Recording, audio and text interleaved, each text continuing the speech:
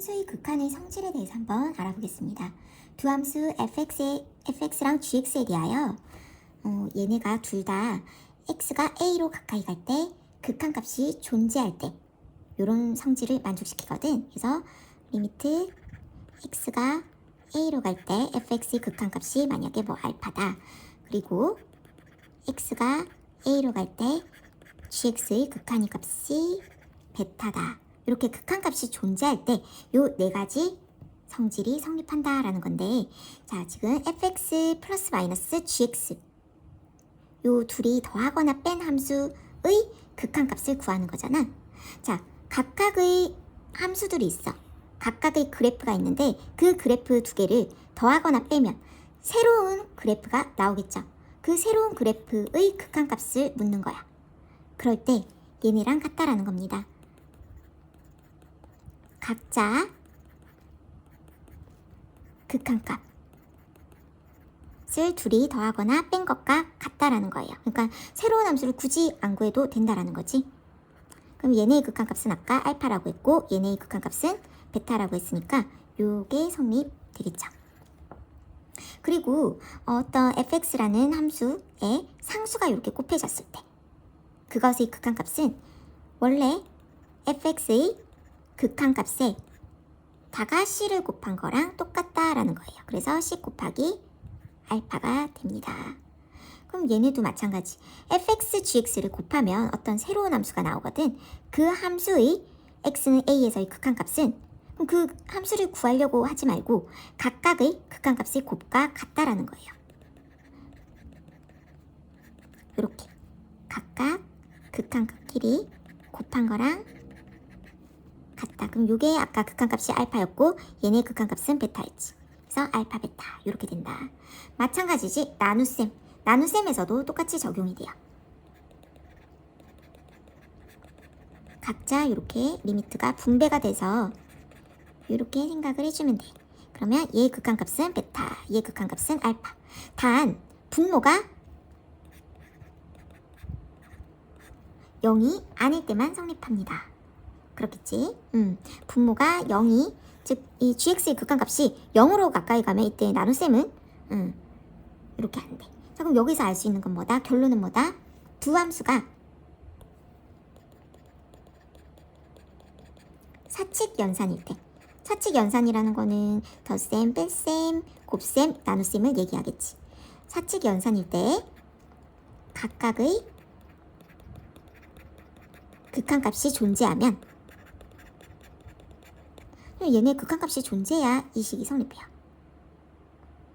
그러면 각각의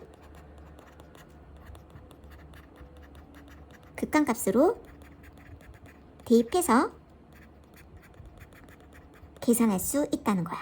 그러면 이 성질을 이용을 해서 우리는 함수를 더 이상 그래프를 그리지 않고 그냥 바로 대입을 해서 구할 수 있다라는 거예요. 그래서 함수의 극한의 성질, 둘 다 극한값이 존재할 때 두 함수의 사칙 연산은 각각의 극한값을 대입을 해서 계산을 해준다라고 결론을 내면 되겠다. 자, 합성함수의 극한값, 요거는 좀 문제 난이도가 있는 문제집에서 가끔 나오거든. 그래서 이 합성함수의 극한값에 대해서 한번 설명을 해볼게. 일반적으로 합성한 다음에 극한값을 구한 거랑 극한값을 구한 다음에 합성을 한 거랑 둘이는 일반적으로 다르다라는 거예요. 물론 우연의 일치로 같을 수도 있지만 일반적으로는 다르다라는 게 이 합성함수의 극한값이 얘기하는 거야. 그래서 요거를 예를 들어서 요 그래프를 보면서 이미 설명을 해볼게. 우선 x가 1로 갈 때 이 합성함수의 극한값을 구해야 되는데 항상 이렇게 숫자 뒤에 부호가 없으면 1보다 큰 쪽에서 올 때, 1보다 작은 쪽에서 올 때 이거를 두 개를 나누어서 생각을 해줘야 됩니다. 무조건 자동이야. 그러면 리미트 x가 1보다 큰 쪽에서 올 때 이때 요 합성함수의 극한값과 x가 1보다 작은 쪽에서 올 때 요 합성함수의 극한값을 한번 구해볼게요. 근데 이게 너무 복잡하지. 그래서 요 안에 있는 요 알맹이를 쌤이 t로 치환을 해줄 거야. 그러면 쌤이 치환할 때 다른 뭐 x가 들어간 범위나 이런 것들도 다 다른 문자로 바꿔달라고 했었지. 그럼 얘가 t로 되니까 이것도 x가 1로 가까이 간다를 t로 바꿔줘야겠죠. 그럼 그냥 x 대신에 t를 대입을 하면 큰일 납니다. x가 1보다 큰 쪽에서 올 때 요 t의 값은 어디로 가까이 가는지를 봐줘야 돼. 그래서 요렇게 t로 바꾸고, 자 그럼 x가 1보다 큰 쪽에서 올 때, x가 1보다 큰 쪽에서 올 때면 요쪽에서 올 때죠. 1보다 큰 쪽에서 올 때, 그때 fx는 어디로 가까이 갑니까? 목적지는 1이지. 그런데 1보다 살짝 작죠. 이렇게 가면 요 1보다는 살짝 작아요. 그래서 리미트 t는 1보다 작은 쪽으로 가까이 간다. 왜냐면 어디로 이 숫자로 가까이 가긴 가까이 가는데 1보다 큰 쪽에서 가까이 가는지 1보다 작은 쪽에서 가까이 가는지 구별을 해주는 게 중요하거든. 그렇기 때문에 얘네도 1로 가까이 가는데 1보다 살짝 작다를 체크를 해줘야 돼. 자, 이렇게 해놓고 이 ft는 어디로 가까이 가는지 봐줘야 돼. 쌤 ft는 모르는데요? 하면 안 됩니다. 이거를 x로 해서 이거 다시 보면 돼요. a여도 말이 되고 x여도 말이 되고 요게 a여도 말이 되고 t여도 말이 됩니다. 그렇기 때문에 그러면 t가 다시 1보다 작은 쪽에서 올 때, t가 1보다 작은 쪽에서 오는 거는 이쪽에서 오는 거지. 그럼 목적지가 뭐다? 1이지. 1. 이렇게 보면 돼요. 자, 그리고 요 밑에 거 볼게.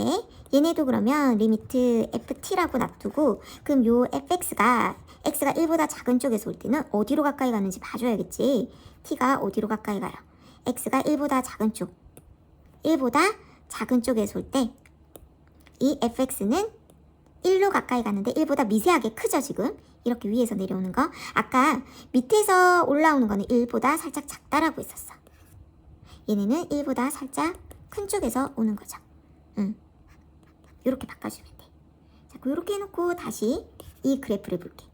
이 그래프를 보면 다시 1보다 큰 쪽에서 올 때, 1보다 큰 쪽에서 올 때 이 극한값은 어디로 간다? 목적지가 1이죠. 그래서 얘네도 1 이렇게 되면 되겠다. 얘네 둘이 같기 때문에 이 극한값은 뭐다? 1이다 라고 얘기를 해줄 수가 있겠네요. 같기 때문에. 자, 그리고 두 번째, 극한값을 구한 다음에 넣는 거를 한번 생각을 해보자. 자, 그러면 얘네도 극한값 두 가지로 나누어야겠지. 리미트 x가 1보다 큰 쪽에서 올 때 fx랑 x가 1보다 작은 쪽에서 올 때 fx. 1보다 큰 쪽에서 올 때 목적지 1이고요. 1보다 작은 쪽에서 올 때 목적지 1이네요. 둘이 같기 때문에 리미트 x가 1로 가까이 갈 때 fx의 극한값은 1이다 라고 말해줄 수 있어. 그래서 안에 요 값은 뭐다? 극한값은 1 이렇게 넣어주면 되겠지. 그럼 f1은 뭐예요? f1 1에서의 함수값이지. 어디에요? 1일 때 요거지. 요게 함수값이야. 가까이 가는 극한값이랑 다른 의미예요. 그래서 함수값은 0이 되겠지. 얘네 둘이 결과가 어때요? 다르지. 다르기 때문에 요게 성립한다라고 참고로 알아두면 됩니다.